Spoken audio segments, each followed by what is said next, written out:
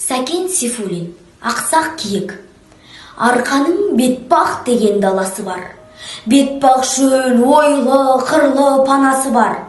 Сол шөлде ел жоқ, күн жоқ, өсіп өнген жәндіктің киік деген баласы бар. Бетпақта қысы жазы ел болмайды. Ел жайла, өзен яки көл болмайды.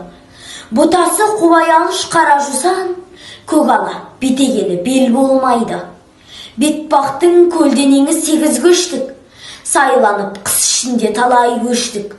Азамат атпен айғыр атанғана, шыдар деп қосты отырып талай дестік. Бетпақты елсіз көлсіз өсіп өнген, жалғыз-ақ құлан киік шөлге көнген. Қазақтың малдарындай қыбырласып, әр ойдан топ-топ болып жусап өрген. Жалғыз-ақ ел